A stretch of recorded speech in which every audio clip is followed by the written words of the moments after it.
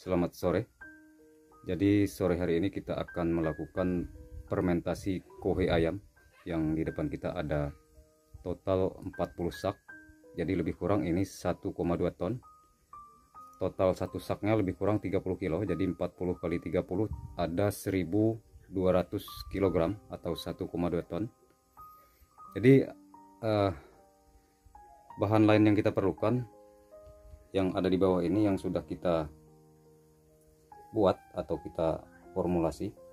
Ini ada E4, kemudian yang di ember sana ada trikoji yang juga sudah kita campur dengan dedak halus. Jadi seperti ini. E4 yang kita butuhkan untuk 1,2 ton yaitu 1 liter atau 1 botol. Kemudian trikojinya sebanyak 1 kantong. Jadi di depan sudah kita gelar sebanyak 20 sak untuk mempersingkat waktu. Tadi sudah kita mulai duluan. Jadi 20 sak sudah kita gelar, jadi lebih kurang 600 kilo. Kemudian tahap selanjutnya kita akan menambahkan bahan lain yang kelupaan saya sebutkan, yaitu tanah lapisan atas. Itu sebanyak 10%. Jadi 10% kita hitung dalam perbandingan volume. Jadi kalau kohenya 40 sak berarti tanah topsoilnya ada 4 sak. Jadi lapisannya 20 sak kohe ayam, kemudian yang sudah dimasukkan oleh teman saya 2 sak. Langsung saja Mas dilanjutkan. 2 sak tanah topsoil lapisan atas. Jadi kenapa kita menggunakan tanah topsoil lapisan atas?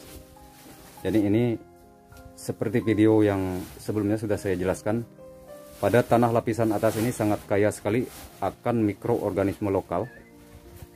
Jadi tanah yang kita ambil yaitu tanah yang kita tanami alpukat.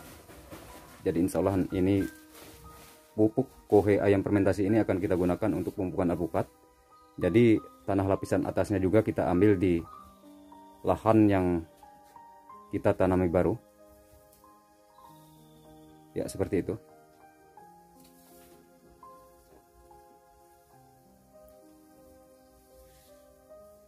Kemudian di sini juga ada yang kelupaan.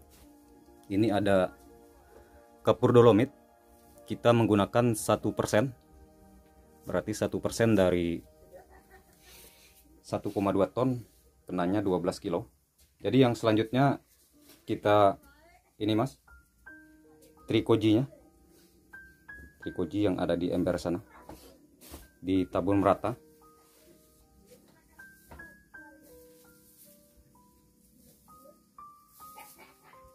Jadi pencampuran trikoji dengan dedaknya di sini tidak ada acuan baku.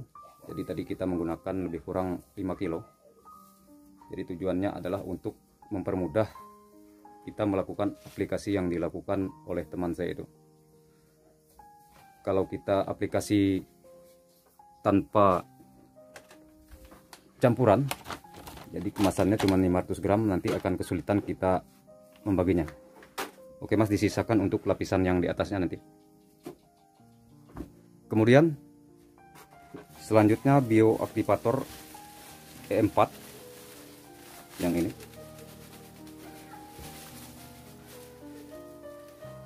dimasukkan ke gembornya Mas, E4 nya.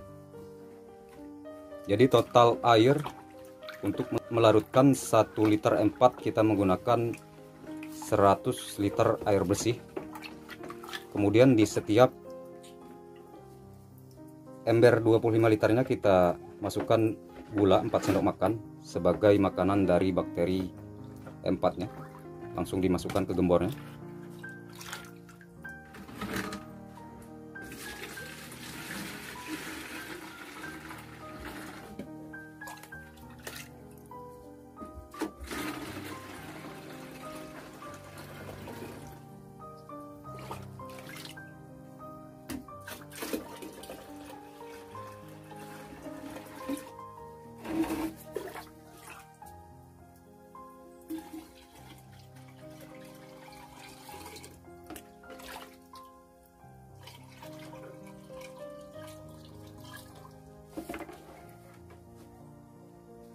siram merata di tumpukan lapisan yang sudah kita atur tadi.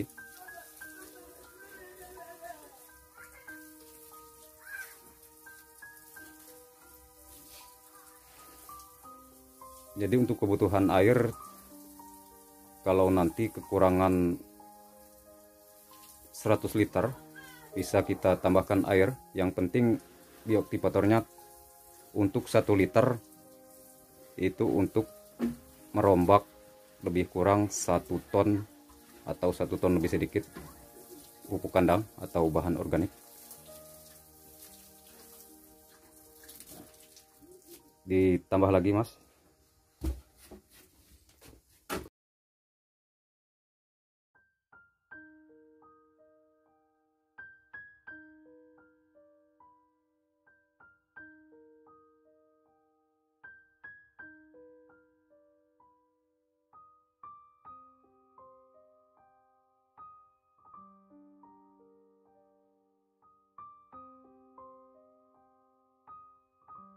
Setelah bioaktivator masuk, kita tambahkan kapur,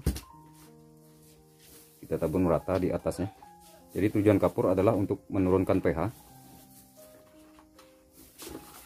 karena pada pH yang terlalu rendah, bioaktivator seperti M4 maupun Tricoji ini tidak bisa aktif berkembang. Kalau dia tidak aktif berkembang, akan memperlambat proses dari perombakan atau pengurai bahan organik yang kita fermentasi ini. Kemudian selanjutnya kita akan membuat membuat lapisan kedua, seperti halnya dengan tumpukan lapisan yang pertama. Jadi yang lapisan kedua ini sebanyak 20 sak kohe akan kita masukkan.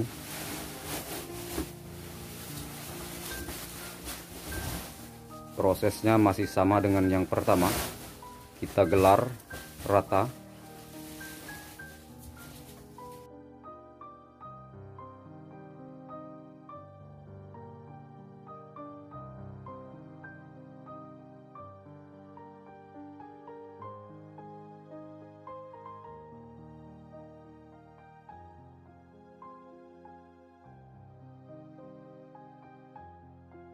Yang selanjutnya jangan lupa untuk diratakan sebelum kita lapisi dengan tanah hitam atau tanah topsoil. Diratakan dulu biar nanti proses pengadukan akan menghasilkan pencampuran yang homogen.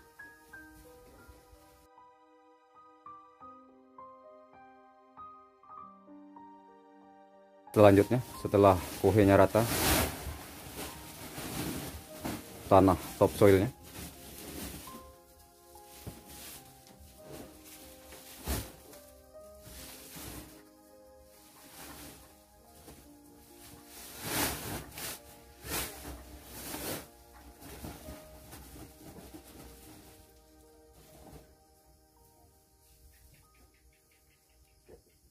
jadi kalau kita menggunakan tanah topsoil, nanti hasil fermentasinya akan berbeda dengan tanpa menggunakan topsoil. Jadi seperti yang saya sebutkan tadi, bahwa di tanah lapisan atas itu memang sudah tersedia mikroorganisme yang bermanfaat.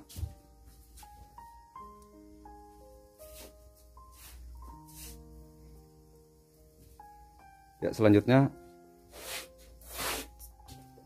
bioaktivator Tricojinya dulu mas. Jadi tahapannya masih sama.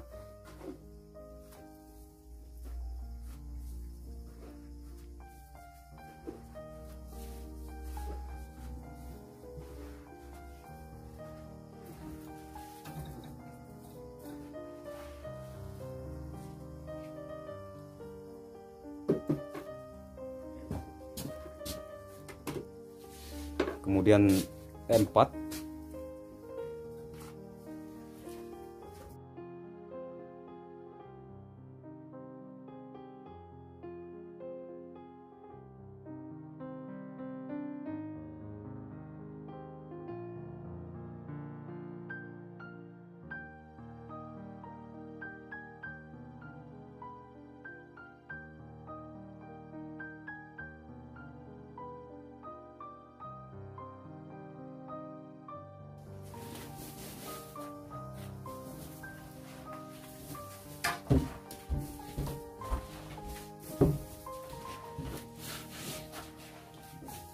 selanjutnya kita akan melakukan pencampuran atau pengadukan. Jadi akan kita balik, berpindah arah. Yang semula ada di depan kemudian akan kita bawakan ke belakangnya.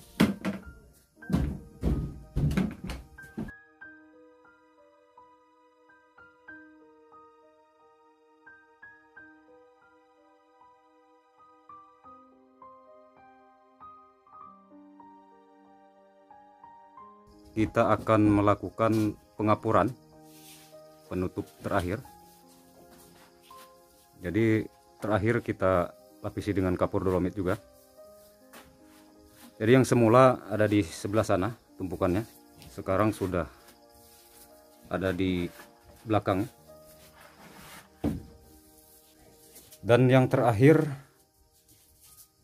penutupan dengan karung goni. Jadi itu karung goni. Jadi nanti kalau tidak ada karung goni bisa menggunakan terpal atau penutup yang lainnya. Jadi ditutup rapat. Jadi kenapa kita menggunakan karung goni? Jadi nanti seperti yang kita ketahui, karung goni itu ada pori-porinya. Jadi nanti sirkulasi udara yang terjadi selama proses fermentasi ini akan jauh lebih stabil.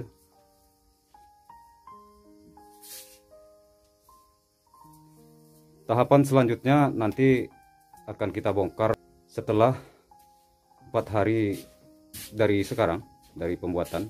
Jadi setiap 4 hari sekali akan kita lakukan pembongkaran untuk melakukan pembalikan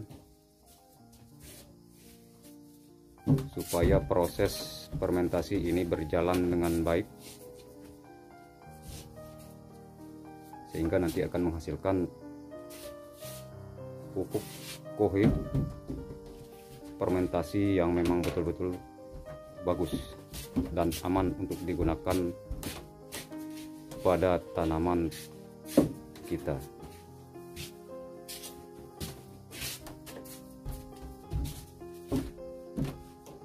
Jadi lama fermentasi ini paling cepat 21 hari, dan kalau nanti kawan-kawan tidak buru-buru untuk menggunakannya bisa menggunakan 1 bulan atau 1,5 bulan baru dibongkar dan dipanen dan diaplikasikan ke tanaman. Oke, mungkin itu saja informasi yang dapat saya sampaikan pada hari ini. Semoga bermanfaat. Sekian dan terima kasih. Assalamualaikum warahmatullahi wabarakatuh.